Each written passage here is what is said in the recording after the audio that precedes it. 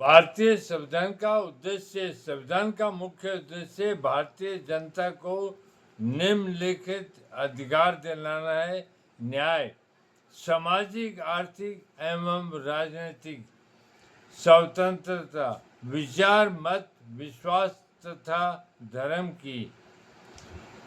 न्याय जो होना चाहिए वो सामाजिक स्तर पर भी, आर्थिक स्तर पर भी और राजनीतिक स्तर पर भी न्याय होना जरूरी है। ये संविधान का उद्देश्य है।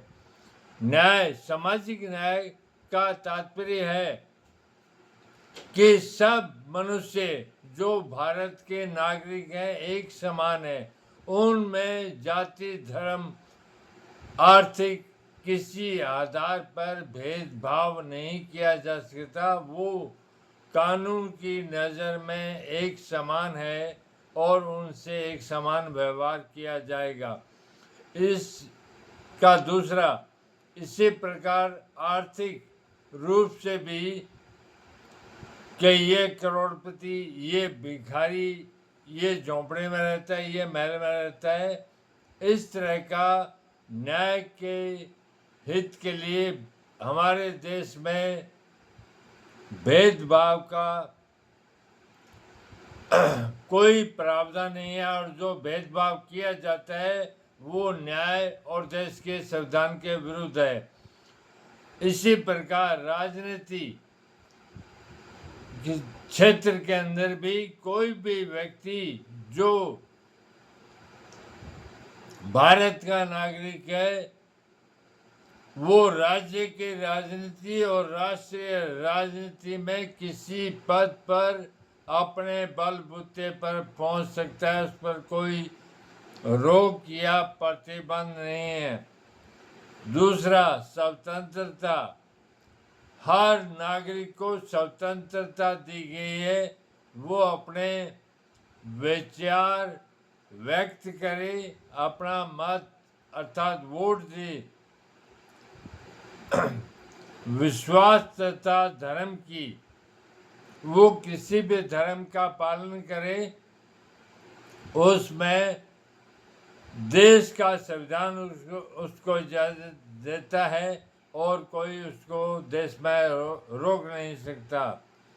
समानता, प्रत्येक नागरिक को समानता का अधिकार है पद और अवसर की। वो किसी पद पर जाए, उसमें योग्यता होती है तो वो जाएगा और अवसर सबको एक समान दिया जाएगा। बंधुत्व, व्यक्ति की गरिमा और राष्ट्र की एकता के लिए अर्थात देश में भाईचारा। एक और जहाँ संविधान व्यक्ति के विकास के लिए अधिकारों को प्रदान करता है, वहाँ दूसरी ओर उसका लक्ष्य देश की एकता को अक्षुण्ण बनाए रखना भी है। व्यक्ति का उत्कर्ष कहीं संपूर्ण राष्ट्र के उत्कर्ष में बाधक न बन जाए, अर्थात व्यक्ति की उन्नति राष्ट्र की उन्नति में बाधा नहीं बननी चाहिए। इसलिए संविधान में बंधुता की भावना पर अधिक बल दिया गया है। प्रजातंत्र तभी सफल हो सकता है यदि वह जन जन के मन में बंधुत्व की भावना को जागृत करने में सफल हो सके। प्रत्येक व्यक्ति यह समझे कि वह एक ही मातृभूमि की संतान, अर्थात प्रत्येक नागरिक एक ही भावना रखे कि वो देश की, भारत राष्ट्र की संतान है और उन्हें एक दूसरे के प्रति स्नेह, साहचर्य और सहयोग की भावना के साथ रहना चाहिए। अर्थात जिस प्रकार एक परिवार में लोग रहते हैं उसी प्रकार ये देश भी प्रत्येक नागरिक का एक परिवार है। बंधुत्व के इन उदात्त और मानवीय सिद्धांतों को संयुक्त राष्ट्र संघ के मानव अधिकार घोषणा पत्र में भी समावेश किया गया है। मानव अधिकार घोषणा पत्र का अनुच्छेद यह कहता है कि प्रत्येक मनुष्य स्वतंत्र पैदा हुआ है और उसे प्रतिष्ठा और अधिकार समान रूप से प्राप्त है। वह एक विवेकशील प्राणी है और उसे प्राणी मात्र के प्रति बंधुत्व की भावना रखनी चाहिए। प्रत्येक मनुष्य स्वतंत्र पैदा हुआ है और वो एक विवेकशील प्राणी है और उसे हर प्राणी के प्रति बंधुत्व की भावना रखनी चाहिए। बंधुत्व को उदात्त भावनाओं को भारतीय संविधान की प्रस्तावना में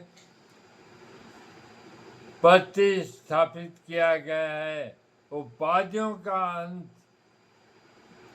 अनुच्छेद 18, अस्पृश्यता निवारण अनुच्छेद 17 और भारतीय समाज की अनेक कुरीतियों को दूर करने की इस भावना को मूर्त रूप प्रदान करने का प्रयास संविधान में स्पष्ट रूप से किया गया है। स्वतंत्रता, समानता और बंधुता जिसे संविधान द्वारा भारतवासियों को प्रदान करने का प्रयास किया गया है, सामाजिक, आर्थिक और राजनीतिक न्याय का मुख्य लक्ष्य है। व्यक्तिगत हित और सामाजिक हित के बीच सामंजस्य स्थापित करना ही न्याय का मुख्य उद्देश्य है। हमारे संविधान निर्माताओं के समय भारत में एक कल्याणकारी राज्य वेलफेयर स्टेट की स्थापना का उद्देश्य था।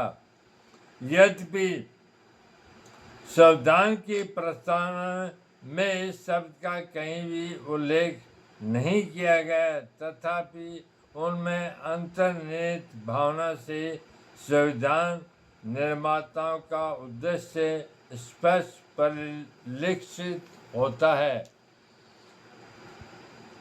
कि भारत में एक समाजवादी व्यवस्था की स्थापना करना चाहते थे, जिसका उद्देश्य बहुजन हिताय बहुजन सुखाय हो।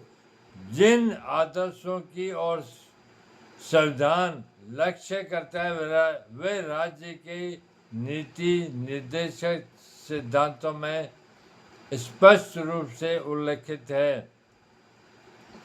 इन सिद्धांतों के अनुसार कार्य करके ही एक कल्याणकारी राज्य की स्थापना का सपना साकार किया जा सकता है। हमारे महान राष्ट्र नायक एवं राष्ट्रपिता महात्मा गांधी ने भारत के इसी चित्र की परिकल्पना की थी।